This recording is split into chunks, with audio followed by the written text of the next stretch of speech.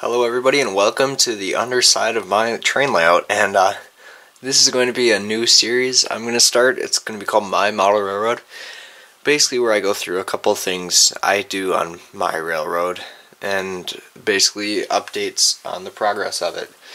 So what you're looking at here are two feeder wires for one set of track, and normally there would be four because my layout is double tracked, but currently there's only one track above here, so that's why there's only two.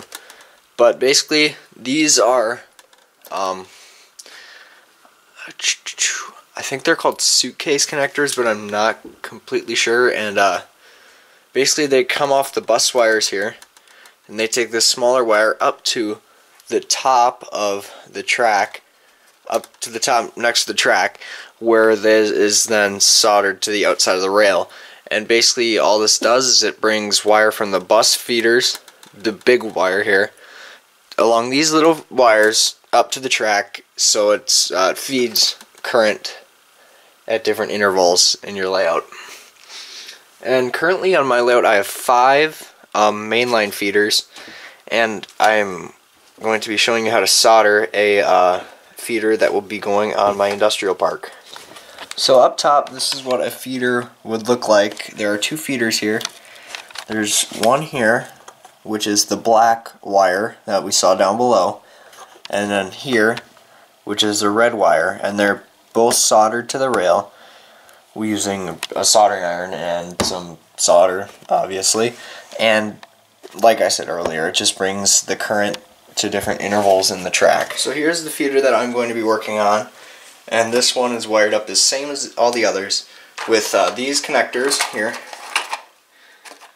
These connectors, I'm Scotch locks. I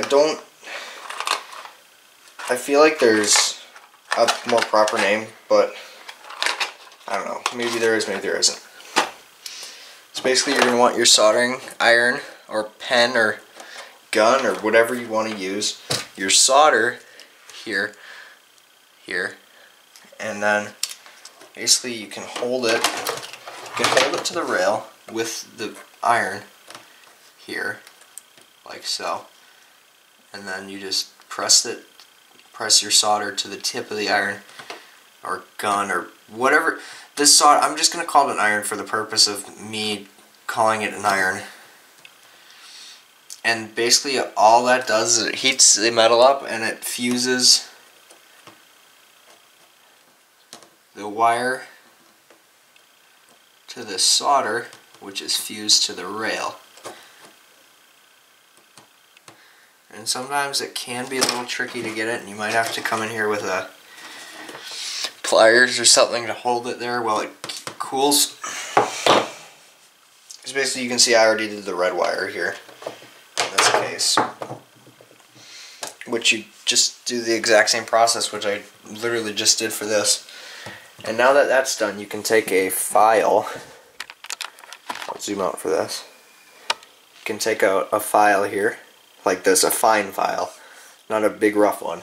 And you just basically go over the area where you soldered to get some of the excess solder off the top of the rail, so it's a smooth ride for the train when it goes over it.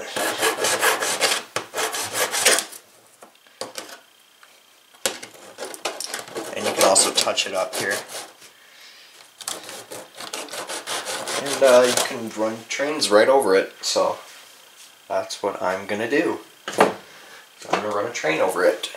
So basically for the purpose of this demo, I'm going to be using my Union Pacific 1989 Heritage unit.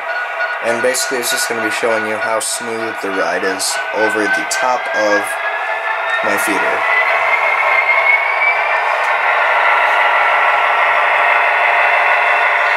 Beautiful.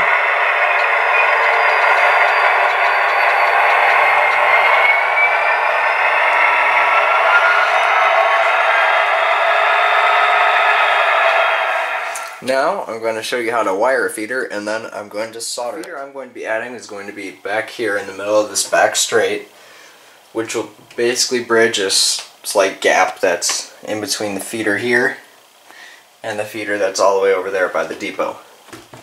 And so the first thing that you're going to want to do when you're working on your feeders is drill the holes.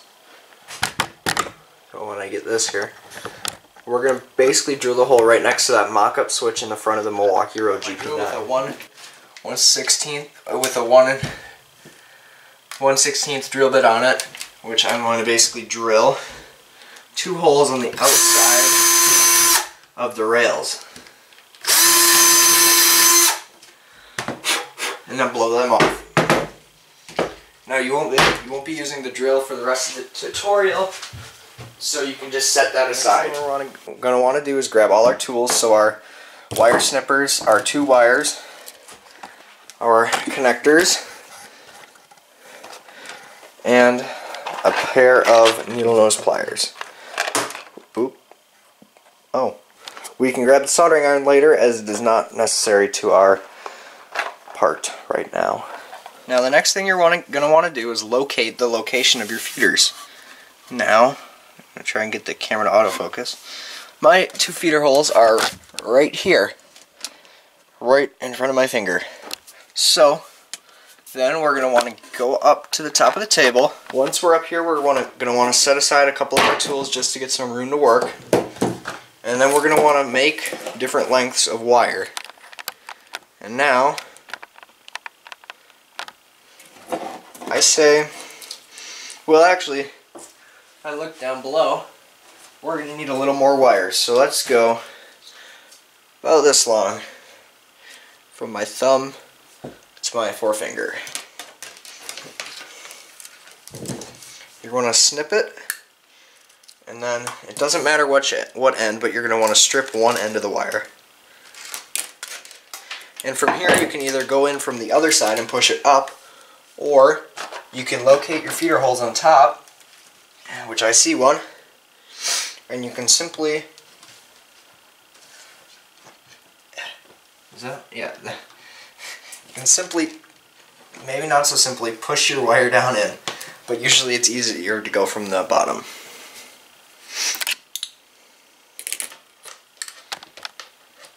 Now that we're back under the table again, you're going to want to grab your connectors. Right here, you want to grab your connectors and take one out. Now these connectors work by putting the wire through the big hole at the bottom, and then putting your smaller wire through this hole right here. And what I meant by wire was just push this onto the bus wire into the hole that goes through it. One hole only goes halfway, and that's for the smaller feeder wire. And then when you're done with it, you clip it over. Don't do that. You clip it over, and that'll squish the wires inside. And then sometimes you need a needle nose pliers to squish it all the way. So let's grab our wire, and we are going to push this onto the bus wire in a moment. Alright, so we are going to push this onto the red bus wire. It's very important that you get the that you don't intermix the 2 wires. So if you have to eventually rewire your layout, you know which is which, and plus you don't run, say, a red wire to the black rail. That would be stupid. So don't do it. So now you're going to want to shove this wire into the end of that connector, and take your needle nose pliers and just set them on the floor next to you. You're going to want to clip it over once till you hear the click, like that. Oop, like that. And then at this point in time, yes, the wire can come out. That's what you need the needle nose for. So if the wire came out, shove it back in. Hold your pliers out here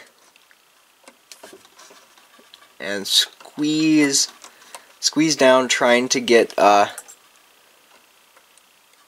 metal part in there.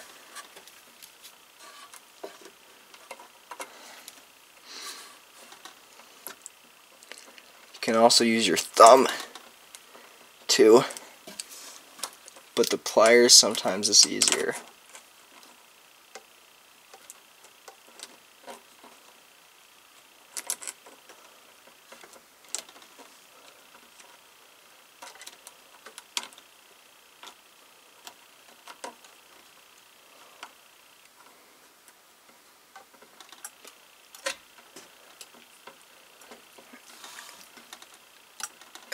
There, it should be on now.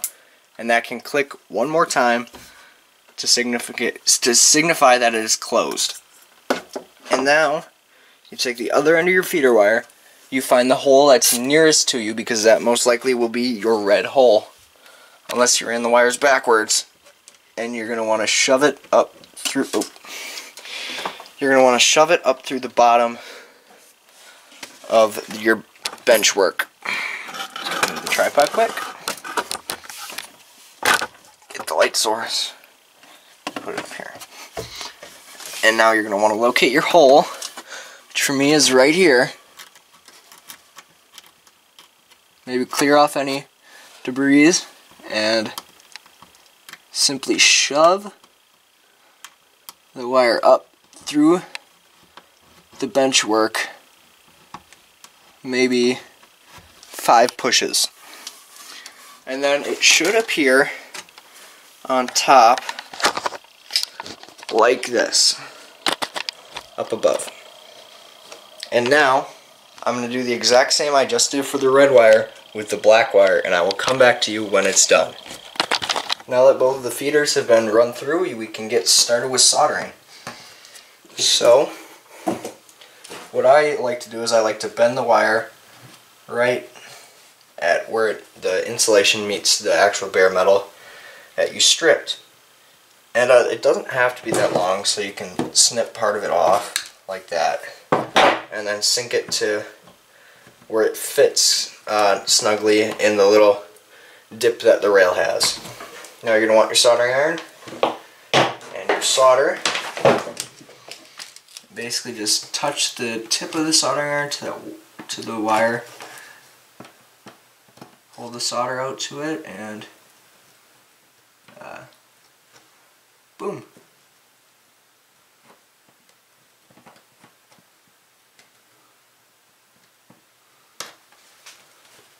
Boom, soldered. You can always go more too, if you need to. So that one's done.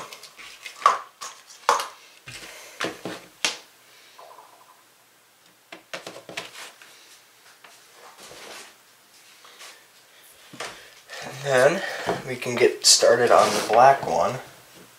So that one I've run so it perfectly fits snugly down low without moving it. So I'm going to snip that tip off that wire. I might have actually taken too much off.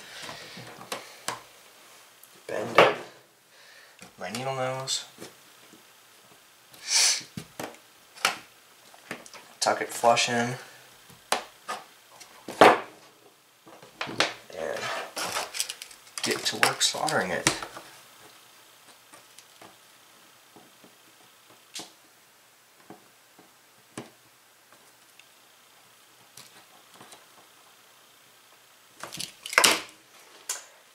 Yeah, that happens too. You might burn yourself. As I just did.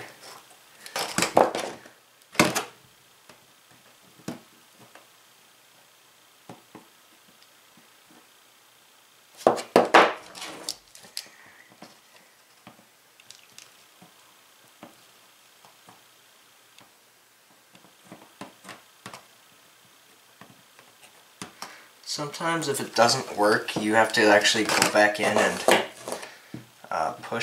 heat up the solder again and push it flush to the rail. And that one looks like it turned out pretty well. It will need some filing down, but that did turn out well. Oops. Okay, so there's that. Now soldered, and I'm going to go. First, I'm going to unplug my soldering iron because it's really hot. I'm going to grab my file and I'm going to file that down.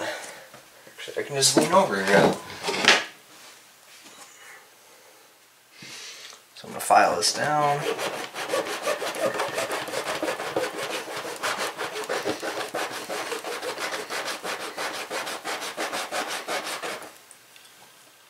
And there you go, it's perfect.